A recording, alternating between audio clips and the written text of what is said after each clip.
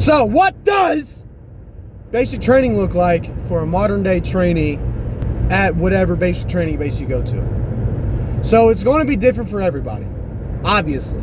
By the way, second time recording this, same issue as last time, but still. What happens, right?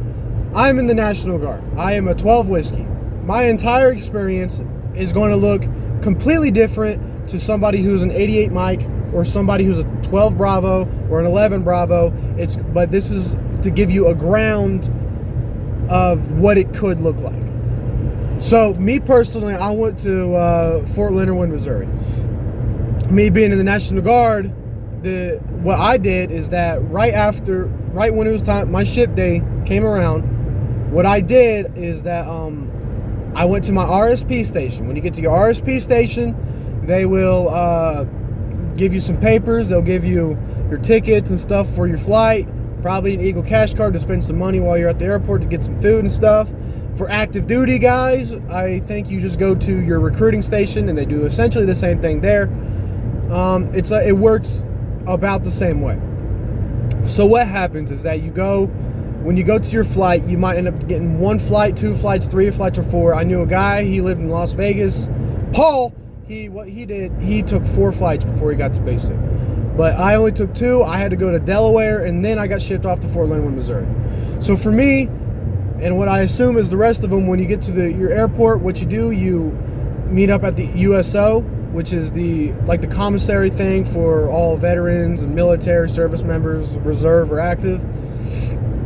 So you go there, you're going to be met with a group of people and a drill sergeant. So the drill sergeant is going to make you stand there and parade rest, do all the cool stuff, and make sure you have your Social Security and your ID on you.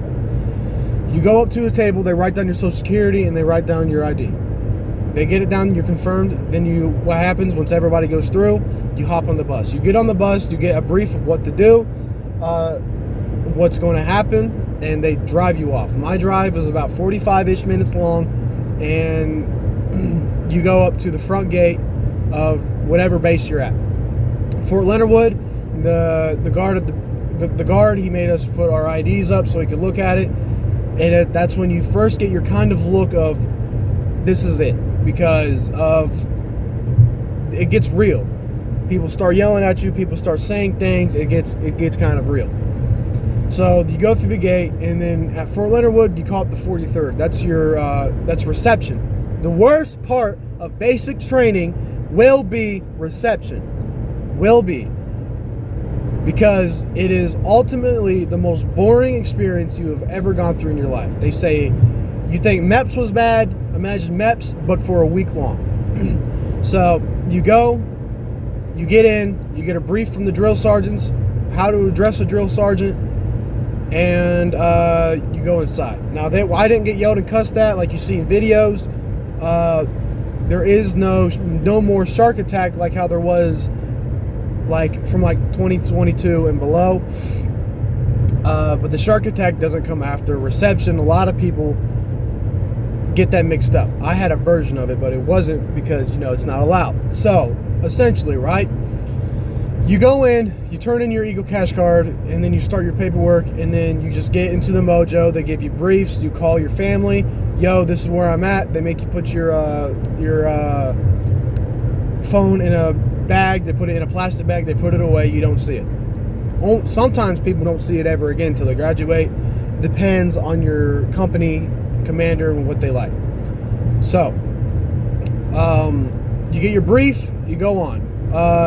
You start the process of getting all your gear, your OCPs, your boots, and then you start the process of getting your hair cut. By the way, males, you have to be bald, and you cannot shave your head because it's the weirdest thing. You cannot shave your head, but you have to be bald all the time. So, and it costs $8 to get your hair cut. It used to cost $14 from what I've heard.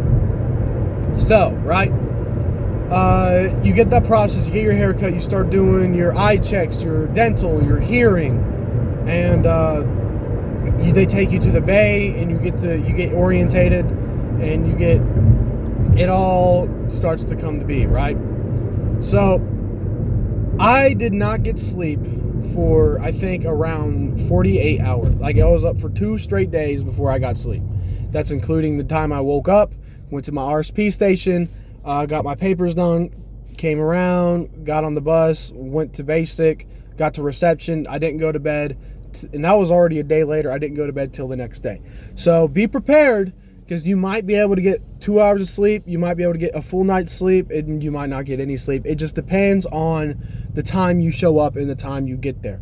Be aware of that. That is probably the worst thing that I could have experienced, because you're sitting there, you're essentially sitting there, right, and you're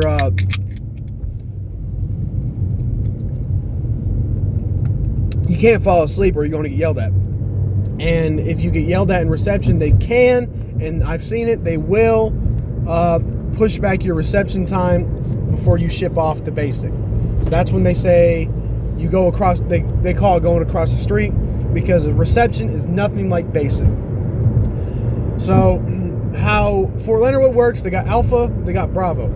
I was an Alpha 1. I was the first one of the first people in the group to get there. I wore a red jersey, and I was there for a full week of it. And you got Alpha 2s, and then you had Alpha 3s. The Alpha 3s were there for like 2 days. It was crazy. I wish I was them, but right, that's when you start to establish bay leaders and stuff, when you get into that mojo. So you ship off the basic. When you ship off the basic, you're at reception, you're lined up, your new first sergeant from your company will look at your ID, your dog tags, and your social security, probably, and they get all that written down. Everything gets written down, you're ready to go. Once you're ready to go, that's when it clicks, and you gotta go for it. So for me, from the stories I was told and from what I was expecting, after the research I did, I was a shadow throughout the entirety of basic. I was not an overachiever, but I never got yelled at. I never got personally punished. I did what I was told to do. I did the right thing when the drill sergeants were looking. But that just, you have to, whatever you want to be when you go in is what you will be. If you want to be the top, the A-game Iron Soldier, you will be that. If you want to stay a shadow, graduate, you can still get good rifle scores, ACFT scores. You still get all the good stuff, right? You just become somebody. One thing, when you're in basic, drill sergeants will pick on the quietest, smallest person almost all the time. They will do that. So you go to reception. That's when your shark attack, that is no longer a shark attack, hits you. Oh, it was bad. So what they did, you get on the trolleys or the cattle cars. It's this big trailer looking thing that all of you guys get on, and the drill sergeants are telling you, shut the F up, don't do this, don't do that. And then you get to your unit, you get to your company. You get to your company, right? I was Delta Company 210. Once you get there, you get off the trolleys, and they make you run to the PT pit. You get to the PT pit, they do a full speech, who your drill sergeants are for your platoon. We had 1st platoon, 2nd platoon, and 4th platoon. Did not have a 3rd platoon, but you get introduced to it, and then they corrective action you, smoke you, make you do a bunch of push-ups and stuff, and it is going to be hot almost all the time when you get there. It was like 94 degrees when I got there that day. I remember it was really, really bad. We was in heat cap 5, and I had my winters, which are your all-weathers, which are the zipper pockets that you get. I had sweat literally running out of it. Like, it was crazy. So once you get the basic, you get orientated, you're in yellow phase. I was in yellow phase for 2 weeks from what I remember. The first 5 days of yellow phase were bad. The rest of it was just a process of doing classes and paperwork, and it was boring, but you woke up at 4 o'clock in the morning, 3:30 in the morning to go to PT, and then you go back inside, get dressed, get ready for the day. And that's how yellow phase really worked. You get to know your drill sergeants, They start talking to you, and you just continue on from there. After yellow phase, you go into red phase. Red phase is probably the hardest phase out of basic training because it is where you get orientated as a team. You get smoked constantly. You get a whole process of you just get, this is what Army life is going to look like. After red phase, while in red phase, you'll do things like such as buddy team courses. You'll do probably your rappel tower. Rappel tower is scary for somebody who is scared of heights like me. You'll probably receive your weapon, which is your M4A1 carbine. Sometimes some basic trainings like Fort Sill, I think they give you M16s. You get all of that. White phase, they call it range phase. Range phase is essentially every single day you're on the range, you're shooting your weapon. You're shooting your weapon, and people go, they think like, yeah, I get to shoot my shoot 5.56. You get to zero in your weapon. It is the most boring process. You'll be on the range for 17 hours and you'll shoot for 5 minutes. And throughout that whole time, you've probably only got, you have to stand up the whole time, basically. And you probably didn't even get the good food. Like, you probably got field chow that you probably got every single day while in red phase. My basic training, we wanted MREs because of how much field chow we got. When I got out of basic, I never wanted to see rice again. It was the worst because that's all you eat. Rice and chicken. It's just rice and chicken. That's all I got. Rice and chicken. So, right, essentially, after range phase, after white phase, you go into blue phase. Blue phase is your final phase. It is the hardest. It is not the hardest. It was one of the easiest phases where you were essentially a soldier. That's blue phase is where you get soldierified. You get patched. You get your U.S. Army patch.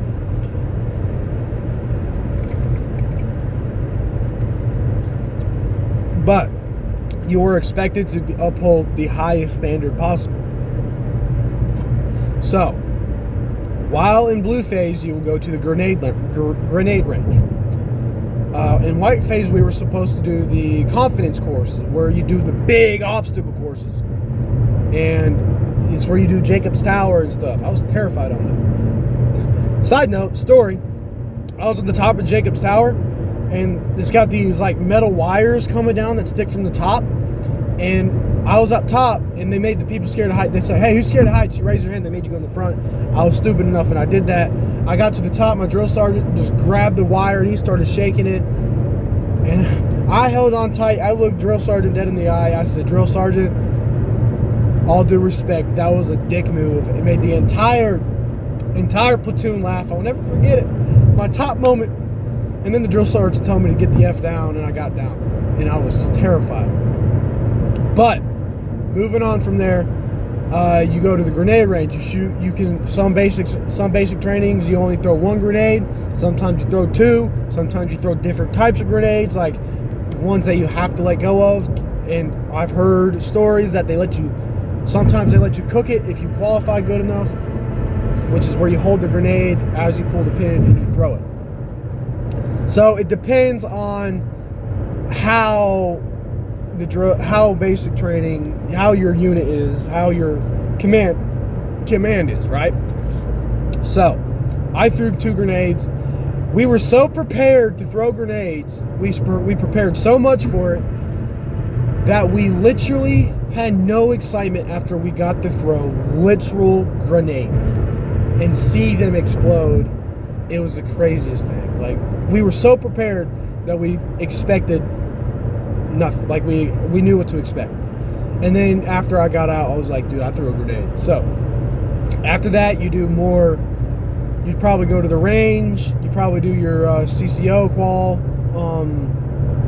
It depends on how it runs. You probably do your battle march and shoot, which is where you load your rucksack up.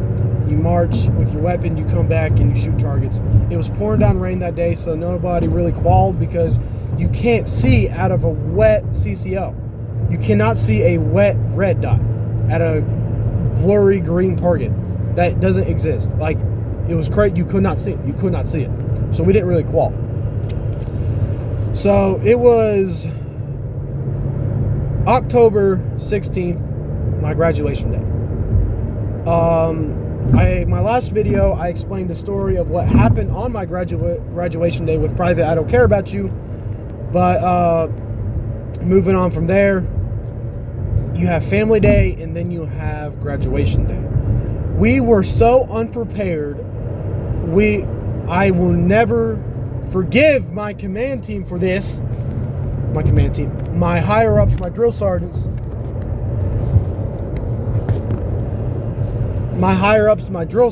I'll never forgive them for this because when I was in ROTC kid, I was Cadet Kelly, whatever you want to call it. I loved the march. I loved DNC. I used to love teaching it to younger cadets as a higher up, as a senior in high school. And I knew exactly how to march, what to do. And then when it came around the family day and graduation day, the drill sergeants panicked and tried to squeeze everything you can get out, everything they can get out of you. And if I can find a video of it, I will insert it here. If there was no video, then you will hear me talking. So, we marched so bad, so terribly, and it was an absolute wreck. It was terrible. We did not wear berets during my family day because we were not prepared. We didn't have our berets fitted to our heads. And that was also leadership's fault. And little things like that. So not all companies work the same. My company, what they let us do every Sunday, we got our phones. We got our phones just about every Sunday for about 15 minutes. Sometimes, if the drill sergeants were nice, we got 55 minutes. They like to promote, hey, you get it for 2 hours if you do a good job. Never got it for 2 hours. That was a complete lie. Senior Drill Sergeant Hudson, why'd you do that to me? But we did have one Sunday where it got taken away, where we didn't get phone time, which sucked tremendously for us, but what can you do? I had a great support from my family. They supported me to the max. My mom paid for my data while I was gone. It was awesome. My girlfriend was there the whole time for me, and now we live together, and we've been together for coming up on a year now, and we were only together for a month, and she stuck with me the entire time, and I commend her tremendously for that, because I told her, hey, if you can't handle it, it's okay if you want to move on. She stayed. So it's amazing things like that. Get yourself a support team. Your family, friends, get a support team. Get somebody to send letters to.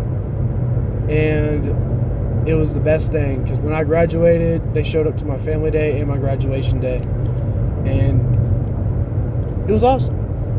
So that's essentially how it works, right? How basic kind of looks like in a nutshell. I can go into further stories and details of my obstacle courses, the gas chamber, the CS gas chamber with the tear gas.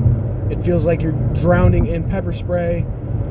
It's the worst. I'll do a story on that. I'll do a full story on the confidence course, range days, getting corrective action, what it's like to go to a med bay, what it's like to do rucks.